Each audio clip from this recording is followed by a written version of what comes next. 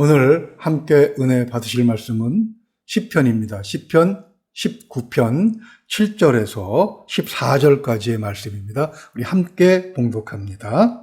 여호와의 율법은 완전하여 영혼을 소성시키며 여호와의 증거는 확실하여 우둔한 자를 지혜롭게 하며 여호와의 교훈은 정직하여 마음을 기쁘게 하고 여호와의 계명은 순결하여 눈을 밝게 하시도다. 여호와를 경외하는 도는 정결하여 영원까지 이르고 여호와의 법도 진실하여 다 의로우니 금 곧 많은 순금보다 더 사모할 것이며 꿀과 송이꿀보다 더 달도다. 또 주의 종이 이것으로 경고를 받고 이것을 지킴으로 상이 크니이다. 자기 허물을 능히 깨달을 자 누구리요? 나를 숨은 허물에서 벗어나게 하소서. 또 주의 종에게 고의로 죄를 짓지 말게 하사 그 죄가 나를 주장하지 못하게 하소서. 그리하면 내가 정직하여 큰 죄과에서 벗어나겠나이다. 나의 반석이시오 나의 구속자이신 여호와여, 내 입의 말과 마음의 묵상이 주님 앞에 연락되기를 원하나이다. 아멘. 우리 기도합니다. 은혜가 풍성하신 우리 아버지 하나님, 오늘도 주일을 맞이하여 영상을 통해서 함께 하나님의 말씀을 살펴보게 하시니 감사합니다. 비록 떨어져 있지만 성령이 우리와 함께 계셔서 하나 되게 하시는 줄로 믿습니다. 각 가정에서 또 영상을 통하여 하나님 앞에 선 모든 자들의 마음이 하나가 되고 또 하나님께서 우리를 하나 되게 하시는 놀라운 역사 안에서 은혜를 주실 줄로 믿습니다. 성령께서 함께 하셔서 말씀을 통해서 우리에게 예비하신 하늘의 신령한 양식을 마음껏 맛볼 수 있도록 인도하여 주시옵소서. 우리의 마음이 하나님을 향해 활짝 열리며 우리의 시선이 하나님의 존안에 맞춰져 있기를 소망합니다. 이 시간 우리의 생각과 마음이 하나님을 높여드리기를 원합니다. 우리의 생각이 하나님을 찬양하기를 원합니다.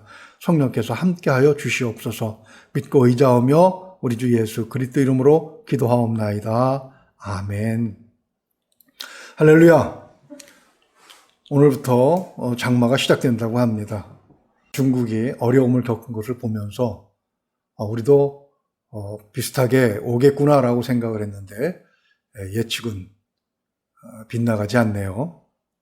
오늘날 전 세계를 강타하고 있는 가장 큰 충격은 아무래도 아프가니스탄에서 온 뉴스일 것입니다. 미국이 아프가니스탄을 버리고 떠난다는 그 뉴스가 참 충격이었습니다. 미군이 다 철수를 하지 못했는데도 불구하고 4천만 인구를 가진 아프가니스탄은 어이없게도 6만에서 8만 정도로 추정이 되는 탈레반에게 다시 정권을 빼앗기고 말았습니다. 이런 상황에서 우리를 안타깝게 하는 것은 아프가니스탄에 있는 크리스찬 형제 자매들입니다. 영국 크리스찬 투데이는 아프가니스탄에서는 이슬람에서 우리 기독교로 개종한 성도가 약 5천에서 6천 명 정도가 된다고 하더군요. 그들은 현재 죽음이냐 삶이냐는 위태로운 상황에 처해 있다고 합니다. 탈레반이 다시 이슬람으로 개종할 것을 강요하다가 거부하면 그 자리에서 총살을 하고 있다는 그런 보도도 있었습니다. 특히 걱정이 되는 것은 기독교 가정의 자녀들을 부모로부터 분리시키려고 한다는 것입니다. 신앙교육을 차단하겠다는 그런 의도겠죠. 그들에게 너무 큰 견디기 어려운 시련이 없도록 기도해 주시기를 부탁을 드립니다. 무엇보다도 핍박에 굴하여 신앙을 포기하지 않도록 굳건한 믿음을 주시기를 기도해 주십시오. 천리먼 길 떨어져 있는 우리의 기도가 무슨 소용이 있으며 지금 상황에서 신앙을 제대로 지킬 수 있겠느냐는 그런 의혹을 가질 수도 있을 것입니다.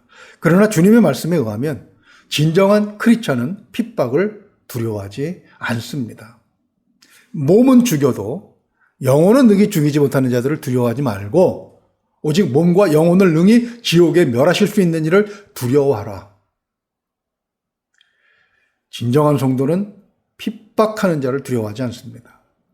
코로나19로 위협을 받고 있는 우리에게도 정말 필요한 것은 이런 굳건한 신앙이 아니겠습니까? 어떤 상황에서도 굴하지 않는 견고한 믿음이 있다면 누가 우리를 무너뜨릴 수 있겠습니까? 우리가 어떤 형편과 처지에 놓이더라도 좌절하거나 낭망하지 않고 흔들리지 않는 용기를 가지고 살아갈 수 있을 것입니다. 자, 그러면 어떻게 하면 이런 신앙을 소유할 수가 있는 것이겠습니까? 오늘 본문 7절에 그 해답이 있습니다. 여호와의 율법은 완전하여 영혼을 소성시키며 여호와의 증거는 확실하여 우둔한 자를 지혜롭게 하며 아멘. 영혼이 소성되면 우리가 원하는 굳은 신앙, 온전한 믿음, 그리고 견고한 의지를 갖게 됩니다. 그런 우리는 어떤 상황에서도 무너지지 않게 되는 것이지요. 자, 그렇다면 도대체 소성이라는 것이 무슨 뜻이겠습니까? 국어 사전을 찾아보면 두 가지 뜻이 있습니다. 첫째는 까무러쳤다가 다시 깨어나는 것이고요. 둘째는 중병을 앓다가 회복되는 것이라고 설명되어 있습니다. 이 의미를 영혼에 대입해 보면 제 기능을 발휘하지 못하고 죽은 것 같은 영혼을 되살린다는 그런 뜻이 있습니다. 영혼이 완전히 죽지는 않았지만 까무러치거나 중병에 걸려서 누워있는 죽은 것 같은 상태에서는 아무것도 할 수 없겠죠. 숨은 쉬고 있지만 기능이 다 정지되어서 사람 구실을 못하는 상태라고 표현해도 무리가 없을 것입니다. 사람 구실 중에 가장 중요한 것이 무엇이겠습니까? 오늘 본문을 간략하게 정리해보면 성경이 말씀하시는 제대로 된 사람의 구실, 그것이 무엇인지를 알게 됩니다. 8절을 보면 여호와로 인하여 기뻐하고 눈이 맑아졌고 9절에서 여호와를 경외함이 영원까지 지속되기를 다짐합니다. 10절을 보면 사모하고 단맛을 느끼고 11절에서는 상 받기를 기대하죠. 12절에서 13절에서는 내가 할 수 없는 일, 그것을 할 수 있게 해달라고 도움을 요청하고 있고요. 14절에서는 말과 묵상을 받아주시기를 열망하고 있습니다. 이런 일들은 다 어디서 일어나는 것인가요?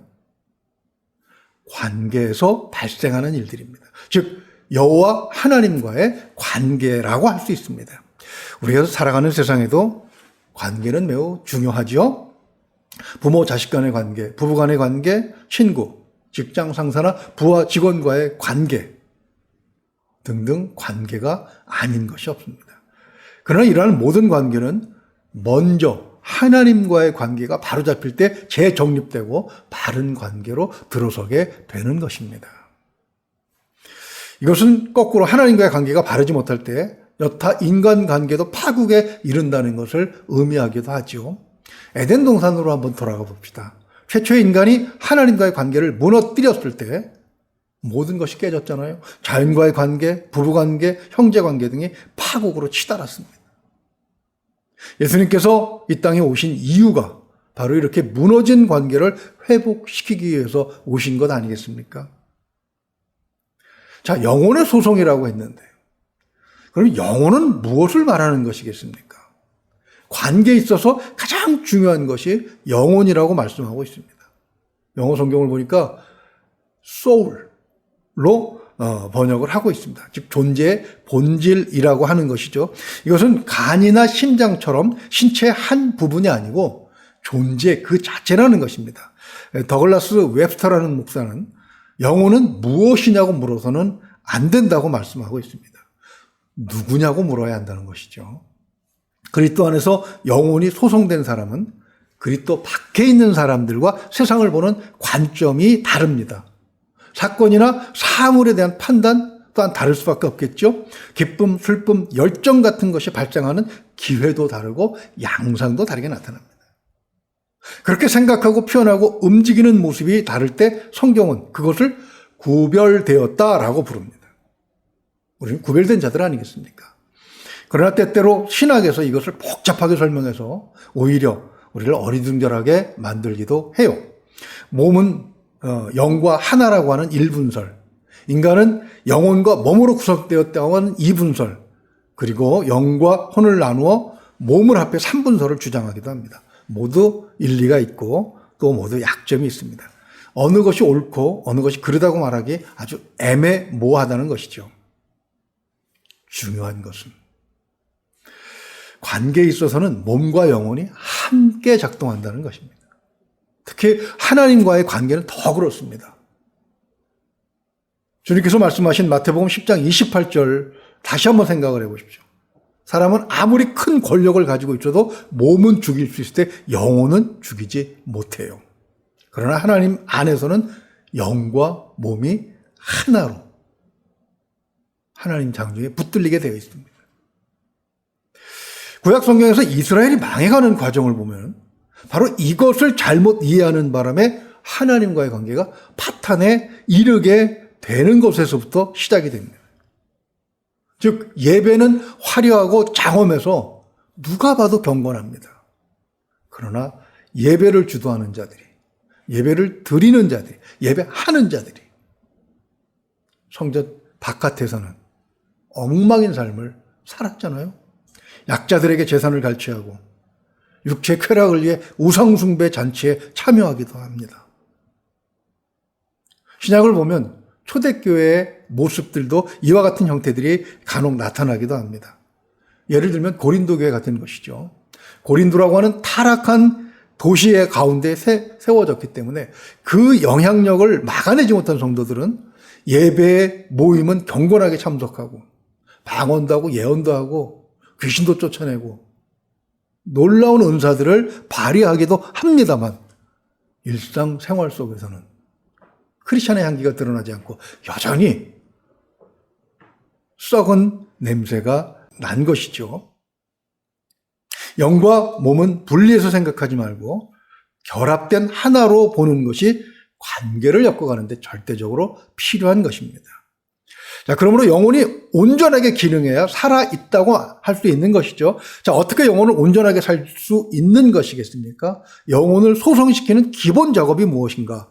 그것을 이제 생각을 해보려고 합니다. 본문 7절을 다시 한번 읽어보겠습니다. 여호와의 율법은 완전하여 영혼을 소성시키며 여호와의 증거는 확실하여 우둔한 자를 지혜롭게 하며 아멘. 율법은 완전하기 때문에 영혼을 소성시키기에 충분하고 필요한 도구입니다. 다른 말로 정리하자면 하나님께서는 우리의 영혼을 소성시키라고 그 일에 충분한 율법을 주셨다는 것입니다. 문제는 그 율법을 잘못 사용하는 것이죠. 이 문제는 우리가 다음 기회에 살펴보도록 하겠습니다. 믿음은 하나님의 선물입니다. 그러나 영혼을 소성시키는 일은 선물이 아닐 수도 있다는 것이죠. 아니라고 해야 되겠습니다. 그 믿음 안에서 율법을 가지고 우리 자신이 해야 할 일인 것입니다. 영국 프로축구 1부 리그에서 뛰고 있는 손흥민 선수가 받는다는 주봉을 한번 우연히 보게 되었습니다. 일주일에 3억 2천만 원 정도를 받더군요. 저절로 공짜로 그렇게 된 것은 아니죠. 손 선수의 아버지는 어려서부터 아주 기본기를 착실하게 훈련시켰다고 합니다. 공을 차는 법, 패스하는 법, 그리고 인성 훈련이었다고 그래요. 기본기가 잘 갖추어졌을 때 팀원들과의 관계도 바르게 설정이 될 수 있었다는 것이죠. 공격수가 아무리 공을 잘 넣는다고 해도 후방에서 공을 차주는 선수가 없다면 홀로 뛰다가 지치고 말 것입니다. 이렇게 영혼을 소성시키기 위해 축구의 기본기처럼 꼭 해야 하는 일이 있습니다. 오늘 본문을 보게 되면 세 가지를 기본으로 제시하고 있습니다. 첫째는 바른 방향을 제시해달라고 하는 그런 기도입니다. 사실 시편은 전부가 기도문이라고 할 수 있습니다. 새벽에 시편을 한 편씩 묵상한 적이 있습니다. 비록 저 먼 과거에 살았던 그런 사람들의 이야기지만 동서고금을 막론하고 인간이라면 겪게 되는 모든 고통과 그에 따르는 고뇌에 공감하지 않을 수 없었습니다. 뉴스를 보다가 고통의 순위를 매겨놓은 도표를 발견했습니다. 출산의 고통이 3위에 있더군요. 즉 그보다 더 심한 고통이 2단계나 더 있다는 사실에 깜짝 놀랐습니다. 누가 이 고통을 알아줄까? 고통 가운데 있는 사람들은 그 아픔을 호소하기는 하지만 아무도 자기 힘든 사정을 이해하지 못할 것이라고 생각을 해요. 그러나 시편 19편의 기자는 6절에서 그렇지 않다고 고백을 합니다. 하늘 이 끝에서 나와서 하늘 저 끝까지 운행하며 그의 열기에서 피할 자가 없도다. 아멘. 즉 그 어떤 것이 하나님의 시선에서 벗어나 존재할 수 있겠느냐는 것이죠. 그것을 지식으로 알게 되는 것이 기록된 하나님의 말씀을 통해서라면 그것을 실제 경험하게 되는 것은 기도를 통해서입니다. 시편 23편 4절을 한번 볼까요? 내가 사망의 음침한 골짜기로 다닐지라도 해를 두려워하지 않을 것은 주께서 나와 함께 하심이라. 주의 지팡이와 막대기가 나를 안위하시나이다. 아멘. 오늘날의 삶 속에서 가장 큰 고통은 관계가 깨진 데서 오는 경향이 많습니다. 통계가 그것을 증명하는데요. 스스로에게 돌이킬 수 없는 못된 짓을 하는 이유 중에 가장 큰 것이 정신과적 문제와 대인관계에서 비롯되었다라고 통계가 보여주고 있습니다. 금전적인 손실이나 육체 질병은 6%도 안 됩니다. 하나님과의 관계가 가장 크고 그 다음이 인간관계에서 오는 그런 문제인 것입니다. 시편은 그 영혼을 갉아먹는 고통과 대항하여 싸운 기록들의 집합입니다. 사실 기록은 이긴 자만이 남길 수 있죠. 자, 어떻게 이겼겠습니까? 여호와는 나의 목자시니 내게 부족함이 없으리로다. 아멘. 그렇습니다. 시편은 모든 관계보다 우선하는 관계가 있음을 선포하고 있습니다. 그 누구보다, 그 무엇보다 관계를 정확히 해야 할 중요한 것은 하나님과의 관계일 뿐인 것을 고백하는 것이죠. 시편의 기도를 읽을 때마다 우리가 가진 문제에 만족할 만하게 해답을 주는 정답은 우리 자신이 아니라 하나님 안에 있다는 것을 깨닫게 돼요. 이런 기도가 우리의 영혼을 소성시키기 위해서 해야 할 바로 그 기도인 것입니다. 둘째는 하나님의 마음을 아는 것입니다. 한 길 사람의 속도 알기 어려운데 어떻게 하나님의 마음을 알 수 있겠습니까? 기도를 통해서 그 길을 발견한 사람을 우리는 성경에서 만날 수 있습니다. 그 대표적인 인물이 바로 사도 바울이지요. 너희 안에 이 마음을 품어라. 곧 그리스도 예수의 마음이니 아멘. 빌립보서 2장 5절에 있는 말씀입니다. 그리스도는 하나님 아버지의 마음을 가장 잘 아는 분이십니다. 그 최고의 결정이 바로 8절에 있지요. 사람의 모양으로 나타나서 자기를 낮추시고 죽기까지 복종하셨으니 곧 십자가에 죽으심이라. 아멘. 하나님은 자신의 마음을 가장 잘 아시는 아들을 지극히 높여 모든 이름 위에 뛰어난 이름을 주셨습니다. 이 길을 발견한 사람은 물론 바울만은 아닙니다. 오늘 본문의 기자도 그것을 알았습니다. 우리 10절 한번 읽어볼까요? 곧 많은 순금보다 더 사모할 것이며 꿀과 꿀송이보다 더 달도다. 말씀이 달다는 것은 말씀대로 살았더니 삶의 가치가 고양되고 기쁨이 넘치더라는 것입니다. 그런데 왜 오늘날에는 성경으로 이 길을 찾지 못하는 것이겠습니까? 그것은 인위적인 장벽이 너무 많고 너무 두텁게 둘러쳐 있기 때문입니다.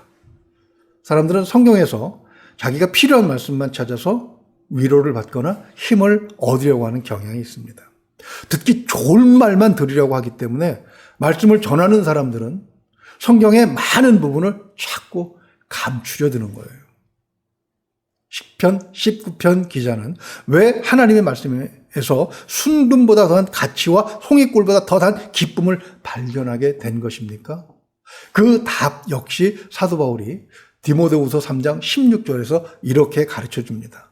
모든 성경은 하나님의 감동으로 된 것이로 교훈과 책망과 바르게 함과 의로 교육하기에 유익하니 아멘. 그렇습니다. 모든 성경입니다. 이것 빼고 저것 뺀 뒤에 다시 짜깁기 한 누더기 성경이 아니라 하나님 말씀 그대로를 삶에 적용할 때 비로소 그런 가치들을 우리가 발견하게 되고 느끼게 되는 것이죠. 이렇게 완전한 하나님의 말씀을 받았을 때 비로소 우리의 영혼은 온전한 기능이 회복된 상태로 드러나게 되는 것입니다. 셋째는 겸손의 훈련입니다. 시편 기자는 한껏 하나님의 말씀을 지키고 상을 받겠다는 기대에 차 있습니다.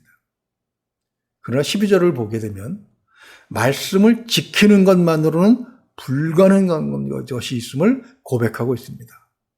자기 허물을 능히 깨달을 자 누구리요? 나를 숨은 허물에서 벗어나게 하소서. 아멘. 시편 저자는 하나님 앞에서 자신의 부족함을 다 드러내고 있습니다. 하나님께 대하여 부족한 본성을 다 털어버리고 아무 거리낌 없이 하나님의 도우심을 소망하고 있는 것이죠. 이것이 바로 하나님 앞에서 우리가 가져야 할 겸손인 것입니다.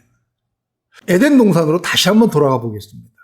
아담과 하와가 언제부터 불안에 떨게 되었습니까? 하나님처럼 된다는 사탄의 유혹에 넘어가서 선악을 알게 하는 나무 열매를 딱 먹은 다음부터였습니다. 앞에서 말씀드린 것처럼 하나님과의 관계에 균열이 생겼을 때 그 다음에 모든 관계가 다 깨져버리지 않았습니까? 하나님처럼 된다는 것이 바로 겸손의 반대인 교만입니다. 사탄이 최초의 인간을 넘어뜨릴 때 이 방법을 사용해서 재미를 봤다면 그것은 우리에게도 이러한 DNA가 있다는 것을 의미합니다. 그런데 오늘날에는 자존감이라고 하는 것을 너무 중요하게 생각하기 때문에 오히려 교만을 부추기는 경향이 있습니다. 즉 그렇지 않아도 자존감이 위험할 정도로 낮은 사람들에게 겸손하라고 하는 것은 그 낮은 자존감을 더 떨어뜨리게 된다는 주장이 교회에서도 나오고 있는 것이죠. 그렇지만 기도해야 할 이유에서도 살펴보았듯이 못된 짓을 하는 이유가 대부분 어디서 오는 것입니까? 관계가 깨진 데서 온다는 것을 우리가 살펴보았습니다. 그러니 이러한 주장이 얼마나 위험한 것이겠습니까? 자, 그렇다면 어떻게 해야 하겠습니까? 베드로는 이렇게 해답을 제시하고 있습니다. 그러므로 하나님의 능하신 손 아래서 겸손하라.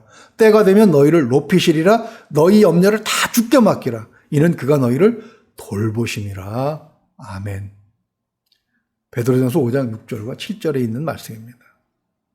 하나님과의 관계가 회복되면 인간과의 관계, 환경과의 관계도 해결이 됩니다. 문제가 해결되지 않았는데 자존심만 높여준다고 삶의 가치가 살아나고 관계에서 기쁨을 누릴 수가 있겠습니까? 시편 19편 저자는 그것을 깨닫고 이렇게 하나님 앞에 먼저 무릎을 꿇은 거예요. 자기 허물을 능히 깨달을 자 누구리요? 나를 숨은 허물에서 벗어나게 하소서. 아멘. 자신을 바르게 알았을 때 우리는 하나님 앞에서 겸손해질 수 있습니다. 겸손해야 하나님께 우리의 문제를 해결해 달라고 내려놓을 수 있는 것이죠. 주님은 심령이 가난한 자가 복이 있다고 말씀하셨습니다. 심령이 가난하다는 것은 자신에게 진정으로 하나님이 필요하다는 것을 마음 깊이 깨닫는 것입니다. 여기서부터 비로소 복이 찾아오게 되는 것이죠. 그러므로 우리는 영혼을 소송시키기 위해서 기본기를 다져야 합니다. 조정민 목사는 길을 찾는 사람이란 잠언록에서 이렇게 말합니다. 인생은 문제를 풀어가는 과정이라기보다는 관계를 엮어내는 여정입니다. 문제는 풀지 못해도 살 수 있지만 관계는 견디지 못하면 못 삽니다. 우리는 지금 코로나19로 인해 삶의 모든 문제가 엉망이 되고 있습니다. 가장 중요한 것은 관계지요. 그 중에서도 먼저 생각하고 검토하고 회복해야 할 것은 바로 하나님과의 관계입니다. 항상 기도하십시오. 항상 말씀을 가까이 두십시오. 그리고 항상 하나님 앞에서 겸손하십시오. 이렇게 기본기를 다져둔다면 코로나19가 극복되었을 때 우리 모두가 삶의 모든 것이 감사한 것뿐이었음을 고백할 수 있게 될 것입니다. 영혼이 소송되어 탈레반보다 더 극악무도한 코로나19 바이러스와 또 그로 인한 어려움을 능히 견디고 물리치는 저와 여러분들 수 있기를 주님의 이름으로 축원을 드립니다.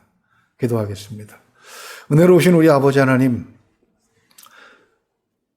시편 말씀을 통해서 우리가 이 어려운 시기를 견뎌내야 할 그런 길이 어디에 있는가를 다시 한번 생각하게 하시니 감사합니다. 나의 고통과 나의 고난과 나의 괴로움 때문에 나에게 집중하다 보면 나의 가장 중요한 관계들이 다 깨져나갈 수 있다는 사실을 말씀을 통해서 다시 한번 확인하게 하셨사오니 하나님, 우리 자신을 돌아보게 하여 주시옵소서.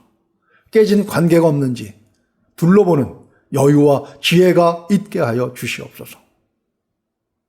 문제가 있다면 하나님, 가장 먼저 하나님 앞에 달려가는 겸손이 우리에게 있기를 소망합니다. 우리에게 있는 문제들의 대부분은 하나님과의 관계가 잘못되었을 때 일어나는 일이라고 하셨사오니 하나님과의 관계를 회복하고 그리고 그 힘과 능력으로 다른 모든 관계도 회복할 수 있는 그런 우리들이 되도록 인도하여 주시옵소서. 그러나 이 시간 우리가 간절히 소망하고 원하옵는 것은 하나님, 어떤 어려움에 있든지 하나님과의 관계를 결코 무너뜨리지 아니하고 우리의 영혼이 살아서 하나님과 친밀한 관계 속에 있는 것입니다.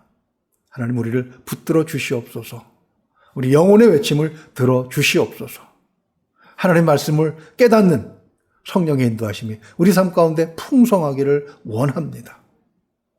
주님, 참으로 하나님의 도우심의 손길이 절실하게 필요한 이때를 우리가 살아가고 있는 것, 이것이 결코 나쁜 일만은 아닌 것을 말씀을 통해서 확인했사오니 이 시기에 하나님의 실체를 더욱더 분명히 알 수 있는 그런 기회로 삼도록 우리를 축복하여 주시옵소서. 믿고 의지하며 우리 주 예수 그리스도 이름으로 기도하옵나이다. 아멘.